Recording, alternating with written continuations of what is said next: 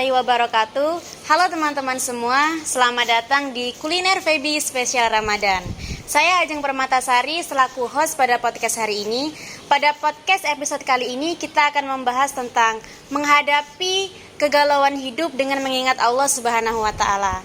Saat ini saya sudah bersama dengan Ibu Ariyanti SEMM selaku dosen Fakultas Ekonomi dan Bisnis Islam UIN Raden Fatah Palembang.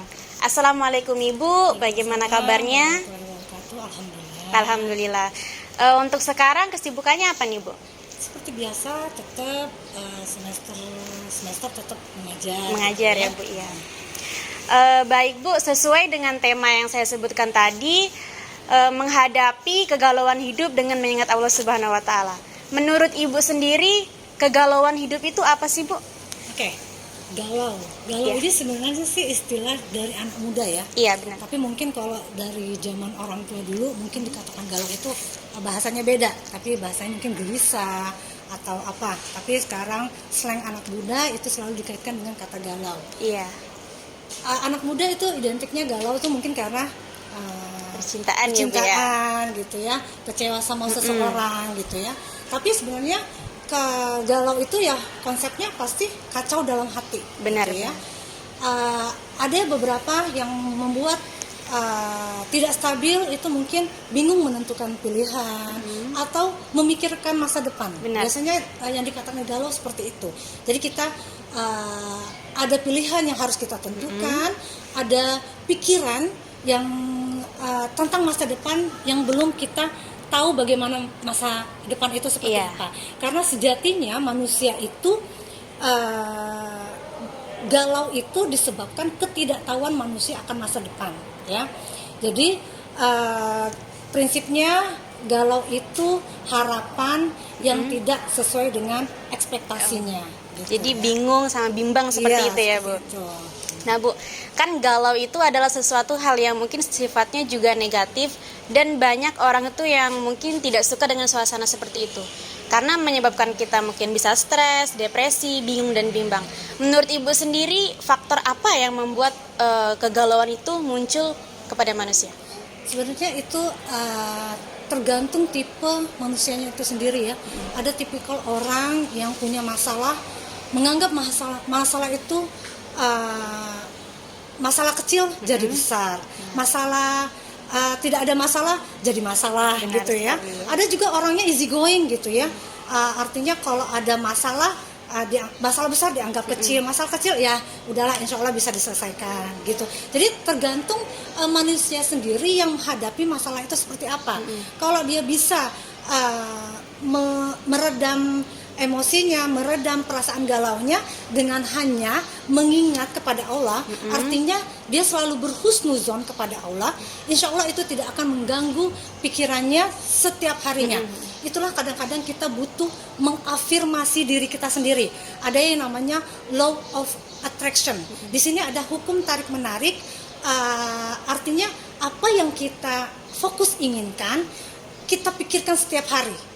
Itu namanya self affirmation, di mana kita selalu menyebutkan setiap hari dan berharap ini menjadi kenyataan. Sama halnya dengan galau. Kalau setiap pagi kita selalu mengafirmasi diri kita sendiri, hari ini saya harus bahagia, hari ini pekerjaannya saya harus selesai, hari ini setiap kegiatan saya selalu diridhoi oleh Allah. Nah itu otomatis energi positif itu selalu mengiringi langkah kita setiap harinya. Gitu. Jadi manusia sendiri yang membawa kita mau ke arah mana. Karena bahagia itu kita yang ciptakan, ya. Jadi jangan terpengaruh oleh sisi manapun, yang penting selalu mencoba mengafirmasi diri sendiri untuk menciptakan kegalauan tersebut. Jadi lebih ke bagaimana kita menanggapi itu ya Bu ya tersendiri. Kita harus banyak-banyak husnuzon kepada diri sendiri. Itu yang pasti. Nah Bu, saat ini kan banyak nih kita lihat ini mahasiswa itu banyak sekali yang galau dalam menjalankan kuliahnya. Bagaimana sih Bu kita menyikapi dan menghadapi hal-hal tersebut, terkhusus untuk mahasiswa dan anak-anak muda yang di zaman sekarang? Oke, untuk mahasiswa makanya itu diperlukan tujuan hidup. Kita sekolah mau ngapain sih? Kita kuliah mau ngapain? Harapan kita setelah kuliah ini mau kemana? Itu dulu yang saya bilang tadi, afirmasi ya.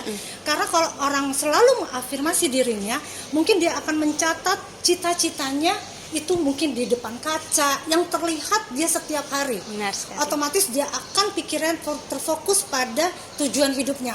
Mungkin dia bikin setiap hari di dinding kaca, dalam 6 bulan harus bisa ujian munakosah seperti itu.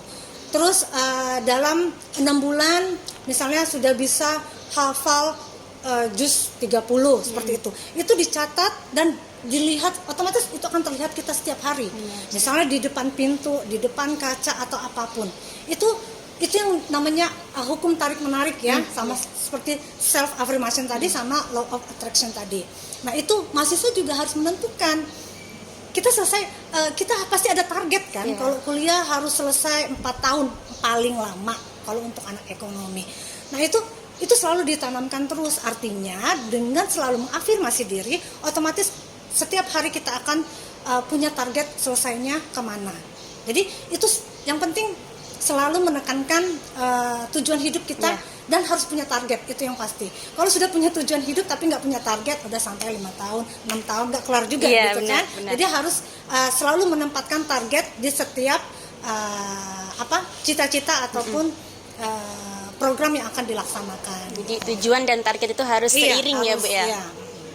Baiklah teman-teman, itulah tadi mungkin pembahasan dari podcast kita tentang bagaimana menghadapi kegalauan hidup dengan mengingat Allah Subhanahu wa taala. Banyak sekali ilmu yang sudah disampaikan oleh Ibu Ariyanti dan pastinya banyak hal-hal menarik yang bisa kita jadikan acuan untuk kehidupan sehari-hari. Baiklah Ibu, terima kasih sudah meluangkan waktunya berbagi ilmu kepada kami. Oke, mungkin ada closing statement sedikit ya. Iya. Jadi untuk adik-adik sekalian, hindarilah rasa galau dengan cara selalu mengafirmasi setiap hari diri sendiri. Karena dengan cara berhusnuzon selalu kepada Allah, sesuai dengan firman Allah di surah Ali Imran ayat 173, cukuplah Allah menjadi penolong dan sebaik-baiknya pelindung. Dan ada juga di surat Al-Baqarah ayat 45, jadikan sabar dan sholat sebagai penolongmu. Itu adalah kunci hidup yang harus dipegang dalam setiap manusia gitu ya. Itu aja. Baik, terima kasih Ibu. Saya Ajeng Permatasari selaku host pada podcast hari ini mohon undur diri. Nantikan liputan kuliner VIB spesial Ramadan selanjutnya hanya di YouTube Korsa. Wassalamualaikum warahmatullahi wabarakatuh. Waalaikumsalam.